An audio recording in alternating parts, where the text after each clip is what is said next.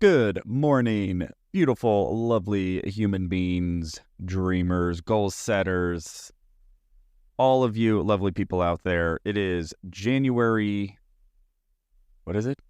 Is it 3rd? January 3rd. My gosh, 2024. This is episode 35 of the Paul Green Comedy PaulCast, and I am really excited about a cool little coincidence in the comedy world. So Dave Chappelle just came out with his new Netflix special, and it happens to be called The Dreamer. Isn't that a coincidence? Here I am starting my podcast about a month ago, and I tout it as a podcast by a dreamer for dreamers, and then Dave Chappelle comes out with a Netflix special by the title of The Dreamer, and in the Netflix special, he talks a little bit about his dream as a comedian and some of the experiences that he had. And he tells this one cool story. How much of this do I want to spoil it? Because if you haven't seen it, I want you to go watch it. I'll reveal one part of it because it doesn't reveal any jokes.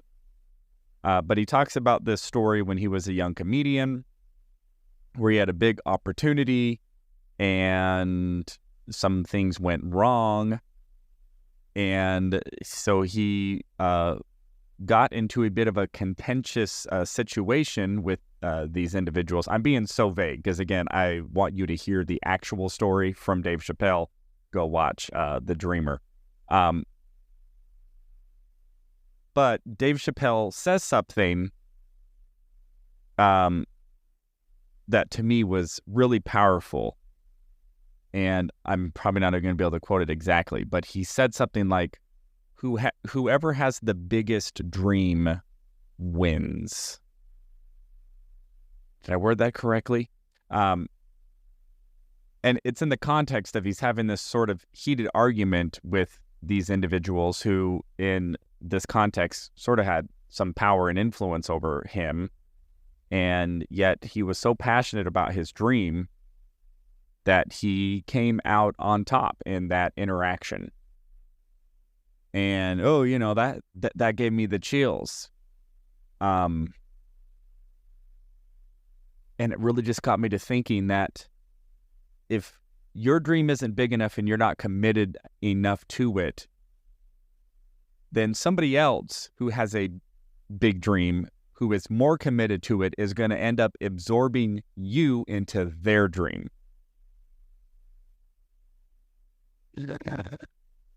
And that was a lot for me to really just take in. If your dream isn't big enough, then you're going to end up working probably for a company who was the dream of the founder of that company, who is now hiring you to be a part of their dream of them being successful. And it's possible that it's at the expense of you going for what you really want. But if your dream is not big enough, if it is not pronounced enough, if you are not as dedicated to it, by the way, I'm talking about myself. Why should I say you? If my dream is not big enough, if I am not dedicated enough to it, if I am not willing to stand up for it, then I will inevitably get absorbed into the dream of somebody else, and will end up giving my energy and my creativity and my talent and my time to someone else's dream. And, that's maybe not always all bad if it so happens to be that whoever has that bigger dream, you are in alignment with it, and you feel like, oh, actually, this is my purpose, is to be a part of this other person's dream. And I state that like it's a negative thing. I'm not sure if it's negative. I just think it's something to be aware of. And perhaps there is an optimal solution or an optimal balance between you being able to get your dreams while simultaneously helping others to fulfill theirs. So it's not a give-take situation. It's not a zero-sum game. It's more of a, who can I align with, whose dreams and mine are symbiotic relationships. I'm just thinking like, well, I want to get on Netflix, right? So that would be a dream of mine. And Netflix is also the dream of the founder of Netflix. So by the way, I don't even know who that is. I just know it kind of came out of nowhere about 10 years ago and 10, 15 years ago and completely took over just changed the whole video industry and television industries. Put Blockbuster out of business. Because Blockbuster's dream was not big enough. you know what I mean? Or Blockbuster got content and wasn't able to adjust fast enough. Anyway, I don't want this to turn into a business predatory disruptive technology conversation. There's plenty of podcasts talking about disruptive technology and business and all of that. I'm just more focused on this dream element. And so going for what's in your heart and having your commitment and passion to that dream be the biggest dream in the room. Be the type of dreamer that attracts other people who want to be a part of that journey with you. And find those individuals or organizations or whatever that are in alignment. So that was sort of what I took away from Dave Chappelle's from that story that he told. Most of the special is him telling stories and telling jokes, like he normally does. But he does, as anybody who's a Dave Chappelle fan know, that he really drops some wisdom in some of his specials, and does so in a very eloquent and engaging manner, which I really appreciated. So that was cool. That was cool for me to watch his comedy special called The Dreamer, when here I am podcasted away as I'm going for, a similar dream that Dave Chappelle had. Dave Chappelle started it a lot earlier, but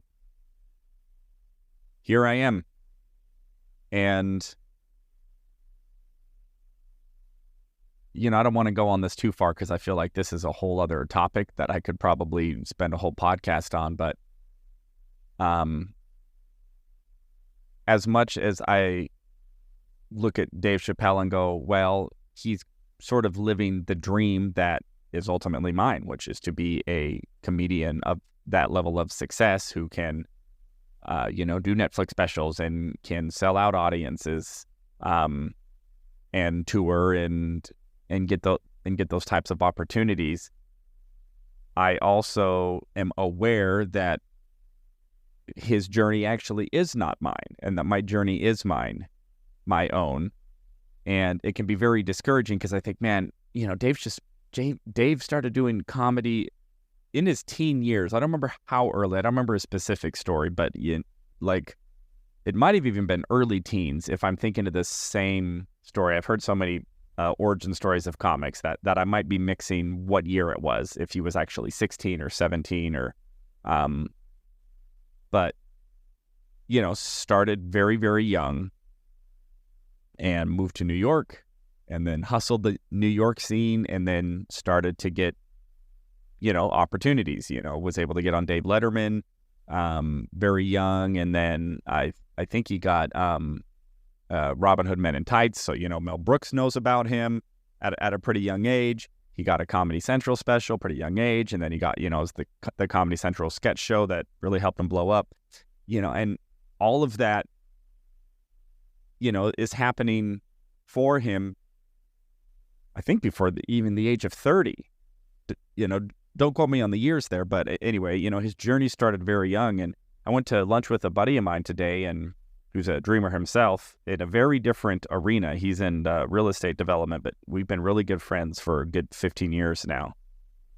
And it's really interesting to see how our lives have panned out or are panning out, and how on the surface it seems like he and I wouldn't have anything in common. I mean, he's a family man, he's got kids, he's made millions of dollars as a real estate developer, and drives a $140,000 car.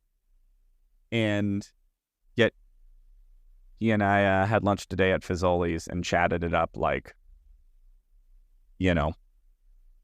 just talking about our journeys and our dreams and what we're going for. And we talked a little bit about that idea of struggling to find your lane.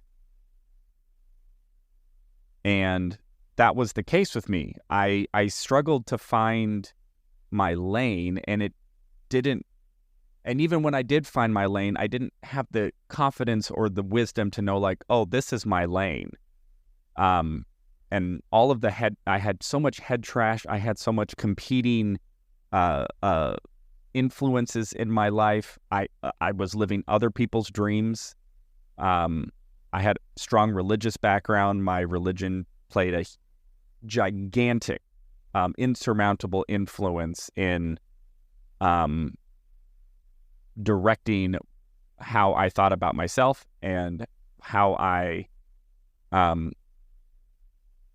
considered what my life should be and what it should look like, as opposed to what my individual desires and dreams and ambitions were. And I didn't really start performing comedy at all until I was 28. And even then it wasn't stand-up. I always wanted to be a comedic performer, though. But it pretty much took somebody else giving me permission. So I got invited to take an improv class when I was 28. And I take this improv class, and it was revelatory for me. And it was everything that I was gifted at, what I have been called to my entire life, but I just never had the gumption or the resources or the right encouragement or the courage or whatever it is to just say, like, no, this is what I want to do and I'm going to go for it. I never had that my entire life. I was so worried about trying to satisfy everybody else's dreams, what everybody else was telling me I was supposed to be, what my religion was telling me I was supposed to be, what my government, what my culture, what my school, my family, like whatever it is, or whatever it was that kept me from believing in myself, or believing that what I was being called to not only might actually be possible for me, but that it was actually okay for me to even believe it in myself. That, like, even having this sort of out there, I want to be a comedian, actor, I want to go to Hollywood. I mean, it all sounds so trite. I want fame and fortune. It all sounds so trite. But why does this sound trite? Probably because somebody else has tried to convince me that it's trite. But it's not trite to me because it's what's in my heart. And yeah, I started doing improv at 28 and really thrived in that troupe and in that environment, and really felt called to it.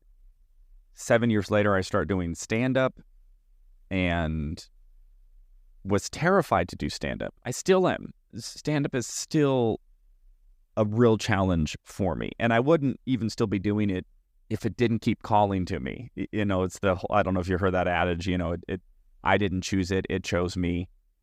And that's definitely the case with stand-up.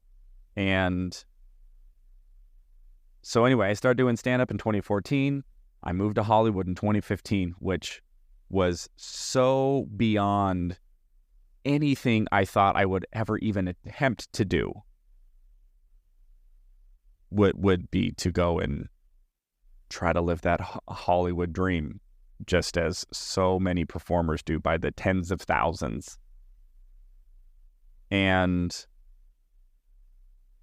I was 33, 34 years old. So I didn't even start doing comedy until 28. Didn't move to LA until I was 33, 34. So it's, I'm out there competing against younger, hotter, funnier, more talented, more resourceful, performers. And yeah, none of that mattered. None of that mattered. Because when I started to set my focus on me going for my dreams, independent of any other influence, as much as I am able to divorce myself from any other influence, which is just so not easy because of how influential influences are. Influential influences, little redundant there, but your religious influences, your cultural influences, familial influences, your sort of social group influences, they can be so pervasive and so convincing that what's in your heart is wrong, or that even if it is right, that you won't be able to be successful at it. And I'll tell you, I listened to those influences almost my entire life. And I'm not going to play the shoulda, coulda, woulda, because I'm grateful for my life. I'm grateful for where I am now. I have no regrets for how things have panned out, because that's a waste of time and a waste of energy. But I'm where I am now, and more, as much as I can, learning to believe in myself, believe in my dreams, believe in my journey, my path. It sounds so narcissistic, but it's not from a place of ego, and it's from a place of, this is who I am, and I'm finally getting okay with that. And I've never been okay with that almost my entire life. I've just always felt that I'm wrong, and that anybody else who has something to say about me and who I am must be right. And I've just lived with that self-doubt. And so the more and more that I have done my own sort of therapy and inner work and healing and journaling and, and just all of the work that goes into self-reflection and self-actualization and all of that, I'm just going, okay, well, this is where I'm at. I'm not Dave Chappelle. I didn't start this journey, at least not in this context, when I was in my teenage years. I didn't blow up in my 20s. I didn't get booked on SNL, or I didn't get booked on In Living Color, or I didn't get a Comedy Central special, or I didn't get on The Tonight Show or David Letterman or Conan O'Brien.